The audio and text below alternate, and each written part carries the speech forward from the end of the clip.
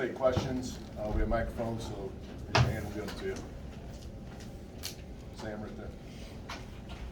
And obviously the technical on Mason changed the game, but why did the team fall apart after that? Yeah, well, I thought Maryland did a great job of just being aggressive and getting the ball where they wanted to. Jameer Young broke us down, Akeem Hart. It just seemed like they were living about 8 feet from the rim right in the middle. They were just breaking us down off the dribble. And they were the aggressive. Give them credit. I thought we did a good job of handling their press, only having 7 turnovers. But we're one of the best rebounding teams in the country, and they just dominated us. Out-rebounded us by 12.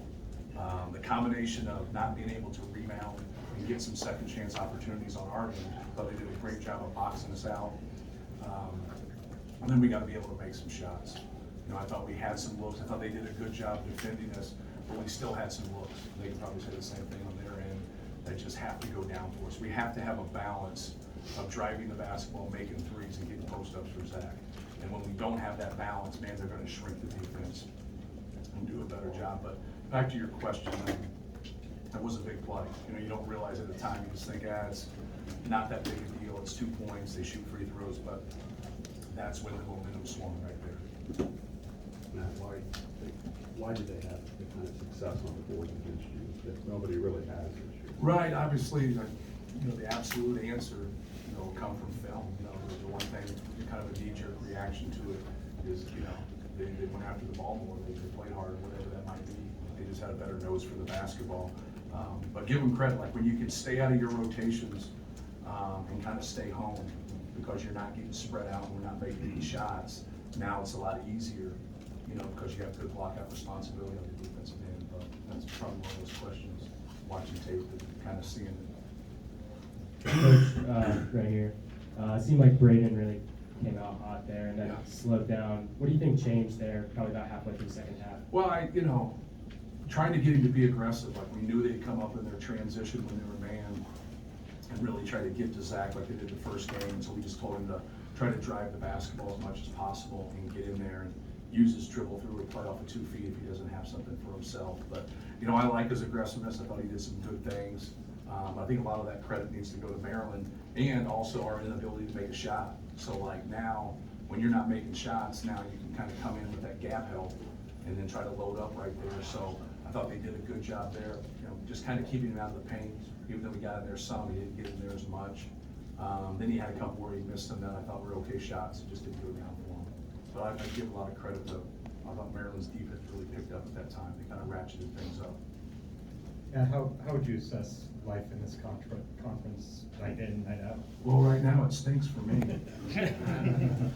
But, it's part of it. I've been in this league for, as a player and a coach and, 23 years. And so you see the ups and you see the downs and it's really hard to win on the road, more than anything. Like the venues, like the students were great. I was hoping it was that early start and people didn't kind of trickle in, for a while, but I know it's tough in a metropolitan area like this with that 6:30 start, but it's just difficult. Like, there's times as a coach where you feel like, you can beat anybody. And there's times like you don't feel like you can beat anybody. It's just, you never kind of are in that middle ground. But you also got to understand, being on the road, you got to be about 10, 12 points better than your opponent, and we were not that tonight.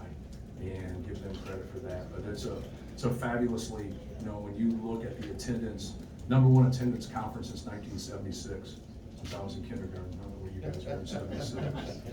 So it just kind of shows you, to the league and how difficult things are. And Maryland's been great. Maryland has been really, really good for our conference. From a basketball standpoint, I can't talk for all sports because I don't know.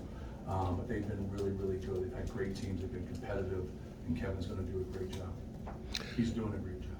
You've mentioned multiple times about the shooting. Fletcher kind of struggled tonight. Yes. Was that defensively? Did you like the looks he was getting? He was just missing. Yeah. What was behind I that? think a couple of them, like, he needed to probably pass out. Like he was driving the basketball the one time when Reese got that block on him at the basket. Getting deep against size, you got to be careful. You got to get the dump downs or the spray outs and try to get that. But he went through this a little bit in non-conference, and I just told our team, I'm like, you know, I'm not in the business of taking bad players. Like, you know, I'm gonna take good basketball players, but we have skilled guys. I'm not gonna allow people to consistently shoot shots that they've never made before. He's a big time shooter.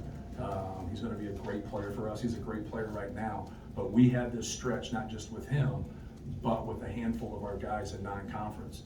And everybody, you know, called in the radio show, like, why are you doing this? Why are you like doing it? Because I believe in them. I believe they're gonna make shots, but you gotta be able to generate enough good shots. And I thought tonight, you know, we had some good looks that we needed to knock down, but we didn't have a bunch of them because I thought Maryland's defense was pretty good. And things have kind of gotten a little off kilter 3 of the last 4 games, a little bit of a rough stretch. Yes. How do you, as a coach, get it back together before the Big Ten tournament starts? Yeah, just your preparation. Like I'm not really worried about the Big Ten tournament. I'm worried about the NCAA tournament. Yeah, you don't get judged for Fair that, enough. the Big Ten tournament. So, you know, just stay process-based, you know, believe in your team, but all of a sudden be honest about what's going on. Like we gotta be tougher. Like we can't shore up turnovers and then not rebound. Like you gotta come in here and win the possession battle. You know, you gotta have more rebounds in them, you got fewer turnovers. Now you can start right there and really work towards something. We didn't do that. And so when you get on the road, you have fewer possessions, and now you don't shoot well. Oh, that's going to be a long night versus a quality team. Going back to attendance and going back to atmospheres. I mean, there was a couple of years when COVID and the pandemic really just, you know, students weren't as engaged or wasn't involved. Right. On the road at home, how cool is it to be, Yeah. you know, on a mental basis, even though you're on the losing side, being in atmospheres now that you're feeding off the energy of people? Right, it's great, man. This is like when you walk in here and nobody is for you, that's a beautiful thing. And the thing that you want to do is hear that silence at the end instead of those cheers. You know, and like the cheers like leaving but I thought Maryland did a really good job. You always hear people get mad on court storms. And we've lost 3 games, but 5 last year. So we've had 8 court storms in 2 years. So Maryland's winning in their security. They're #1. They did a great job tonight. So they kicked our ass, and they kicked our ass in the court storm. So, but no, I thought they did a really good job, and that's just, you know, just professional, like just trying to help us. And Kevin was great there at the end because the time worked perfectly where we could get that and get out of there. And a couple of our guys got pinballed at Northwestern, and that was a kind of a tough deal. But it's hard, like, right? Like you don't sit there, you can't practice that with your security and everybody. But I thought this atmosphere was great. I think all the atmospheres and environments. We got a chance to play Penn State in the Palestra. I mean, that was cool, man.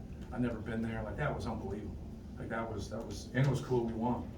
A lot cooler than this. But like, no, it's. I've had a couple people come after me, like from a job standpoint. I always just think, will it be better than that right there every single night? And I don't know. I think that answer, no, it won't be. This is big time. Going to Northwestern, losing, going to Indiana, losing, going, hey man, you know, you got to have some toughness. You got to have a backbone. You got to go. You got to be. But that's what you wanted. You know, you wanted to sharpen you. You wanted to make you better. But no, I love this league. This league's great.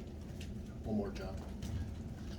Matt, you brought up the perimeter and an opposing defense's ability then to shrink the floor if those shots aren't falling. Right. When you have the best player in the country Correct. in college basketball, in Zach, there's obviously so much put on him. Right. How much do you kind of view the state of things of what's happening sort of around him for what you guys are doing going forward? Right, yeah, you need that combination, because now they're gonna, you know, you're making their decision for them. Like, we gotta make their decision for them by making shots. And now they gotta stay out with somebody, and now you have driving lanes, now you have post-ups, and the guys aren't as close to come in and scrape and help. And so I think that is the key, is the combination. That's what we've really tried to do with our evaluation and our process and recruiting, is get skill. And then we've been able to get good big guys, you know, through the years. And so now that's something that I really just talked to our team about, is like you got to believe in yourself also. And you got to believe in yourself when things aren't going your way, which is a really hard thing to do, but the good ones get it figured out. And I think we got a lot of good ones in our locker room, and I think we'll get it figured out. Thank you, guys.